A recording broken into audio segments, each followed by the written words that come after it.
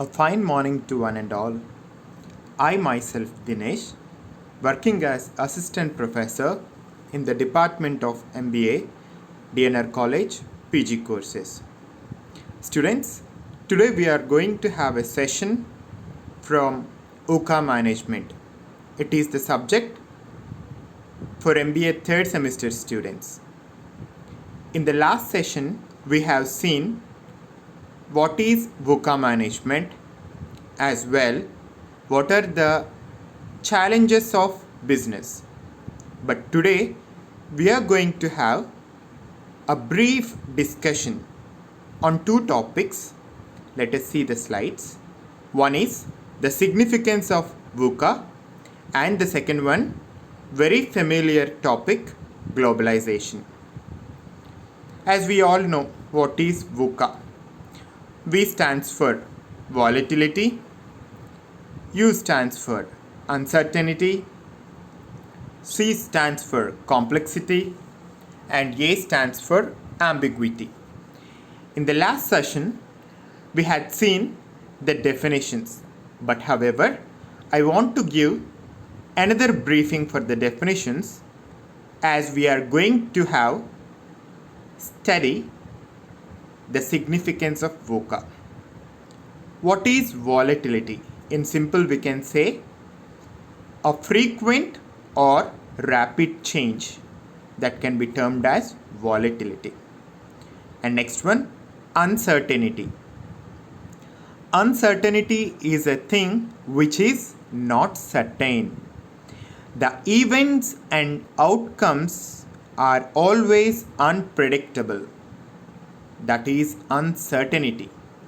And the next one, complexity.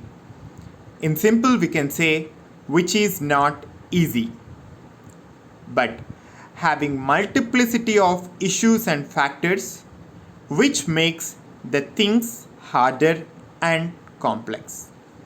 And the last one, ambiguity, which is not clear, lack of clarity, difficulty of understanding what the situation is can be termed as ambiguity. So these are the four pillars we can say VUCK, VUCA management. So now let us have a brief discussion on the significance of VUCA management. So let us see volatility. What are the characteristics of volatility? The challenges is unexpected or unstable and may be of unknown duration, but it's not necessarily hard to understand. Knowledge about is often available. Volatility is only because of the unexpected changes. For example, prices fluctuate after a natural disaster takes a supplier offline. We can see unexpected situations due to natural disasters. For example, we can say the stock market. Suddenly, the stocks have been higher and the next day it might fall, maybe due to volatility actions, which are sudden changes. So, to deal with volatility, what kind of approach a businessman should have? Not only a businessman, as future entrepreneurs, whenever a situation like volatility arises in the market, as future entrepreneurs, you should have some knowledge regarding the approach for volatility. An example of approach here, build in slack and devote resources to preparedness. For instance, stockpile inventory or overbuy talent. These steps are typically expensive. Your investment should match the risk. Future is uncertain. Risk factors always arise in the business. But preparing in advance, the preparedness in advance about the inventories and the stocks definitely might enhance your investments without meeting any risk. That is the approach for volatility. And the next one, uncertainty. The characteristics of uncertainty: despite a lack of other information, the event's basic cause and effect are known. Change is possible but not a given. The example for uncertainty: a competitor's pending product launch models the future of the business and the market. As future is uncertain, we are having the competitors in the market. So always an entrepreneur or a businessman faces the competition and threat from the competitors. So what kind of approach should be prepared for the uncertainty factors in the market? Invest in information, collect, interpret, and share it. This works best in conjunction with structural changes such as adding information analysis networks that can reduce ongoing uncertainty. The simple, we can say, the approach: collecting, gathering, interpreting the information about the uncertain things in a market, so that it would be aid in the uncertain situations in the market. And the next one, complexity. The characteristics of complexity: the situation has many interconnected parts and variables. Some information is available or can be predicted, but the volume or nature of it can be overwhelming to process. Though the processes are complex, we need to get into a simpler process. For example of complexity, you are doing business in many countries, all with unique regulatory environments, tariffs, and cultural values. Why it is complex? Being an Indian, I can know the cultural values of India, but however, I might not have an idea about the culture of other countries. So it would be a complex situation when I am going to plan my business over abroad. So what kind of approach is needed for a businessman for the complexity factor? Restructure, bring on or develop specialists, and build up resources adequate to address the complexity. Yes, a particular specialist is definitely needed to handle the complex process. He can only make the complex into simple. So definitely it is a hard approach, but if we restructure and we have adequate specialists on our hand, can make the process simple from complex. And last one, ambiguity. Casual relationships are completely unclear. No precedence exists. You face unknown unknowns. It's a beautiful statement. Yes, what is going to be happen is unclear, ambiguous. We don't know nothing. It shows the state of ambiguity. Example: you decide to move into immature or emerging markets or to launch products outside your core competences. Because sometimes, though we don't know, being a businessman, we try to emerge in markets to start up a business. But if we are not mature enough, we might face the situation of ambiguity. So what is the approach a business entrepreneur should have to handle the ambiguity? Experiment, understanding cause and effective requires generating hypotheses and testing them. Design your own experiments so that lessons learned can be broadly applied. In simple, we can say practice makes man perfect. When you are experimenting something, definitely Of course, at the first time you might not get the positive result, but sure, one day you might have a great successful result with the experiments handled. So this is the best approach for ambiguity. Since we have seen the significance of VUCA, we have seen the characteristics as well as the approaches. And the next concept here, the most important and familiar concept, globalization. Globalization is the tendency of investment funds and businesses to move beyond domestic and national markets to other markets around the globe, thereby increasing the interconnection of the world. Globalization has had the effect of markedly increasing international trade and cultural exchange. It has been credited with helping shift wealth to less developed countries. However, it is often blamed for the loss of employment in developed nations as corporations ship manufacturing facilities and jobs overseas in order to save costs. Critics say it weakens national sovereignty as well.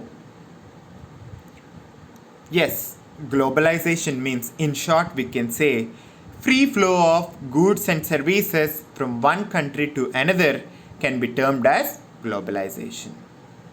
The overall business around the markets, around the globes, the widespread of domestic and national markets in the globe can be the progressive action of globalization. Yes, international trade and promotion of cultural exchange is the main intention of globalization. Definitely, shifting wealth from one country to less developed countries only because of the globalization.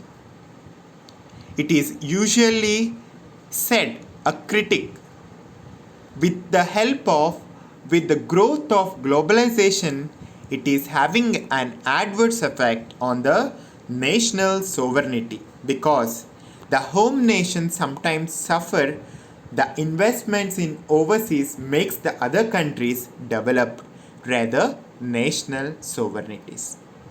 Yes, we can see today we are having n number of products in our country. We have been importing from other countries and our domestic products are said to be international products in other countries. Without globalization, I wonder there is no development in the trends of markets. Every businessman day by day expanding from domestic market to national market. Why? Just to not only increase the products overall overwide, but to make the income. However, GST and other kinds of taxes have been employed. The tariffs, government is also getting aid with the development and the benefits of globalization. In simple, we can say we are nowadays importing many products from many countries. However, we are indirectly making those nations rich. So, most of the politicians, economic developers say promote the local products, protect the national countries, protect the national sovereignty. So, globalization is very important in future.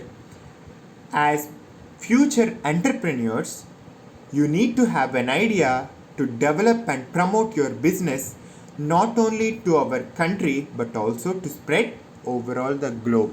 The markets are open, so you need to understand what are the rules and regulations that are needed to make our economy rich and to expand our business. Let us see the advantages of globalization to business. Businesses are open to new markets. could find new investment opportunities through globalization. Invasion and diversification is possible. Collaborations are also possible with the help of globalization. New markets. So, what are called new markets? I am living in a country X, but I want to expand my business in Y and Z countries.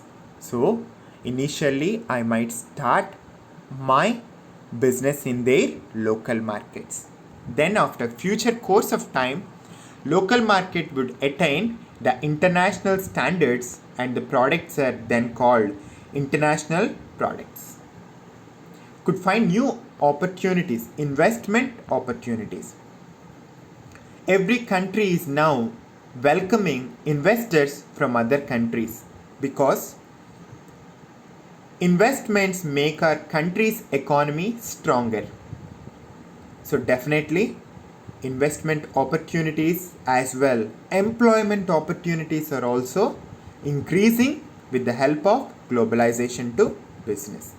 Diversification, diversified features. People always need some change. Customer needs some better product rather today's product. So definitely diversifications are also possible with the help of collaborations. And what are the disadvantages?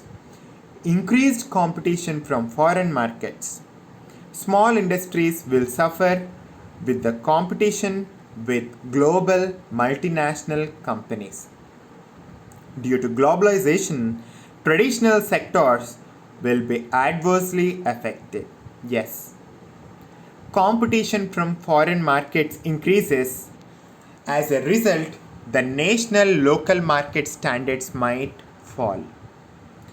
As everyone is showing much more importance for the multinational companies and the international standard products, small industries definitely face a tough competition and sometimes might not stand in the market. Traditional sectors will be adversely affected. From the basic era, few sectors are traditional and they are continuing their traditional businesses. But invasion of the foreign markets definitely shows its adverse effects on the traditional sectors. However, today we have seen the significance of VUCA and the approaches at what time we need to apply for volatility, uncertainty, complexity and ambiguity. And also we have seen the features of globalization, the advantages and disadvantages of globalization. I hope you all have got a brief idea about the significance of VUCA in connection with the globalization to business. Thank you so much for this session. Stay home, stay safe. And then just let us remember all these contents for the next session. Thank you all for giving me this opportunity.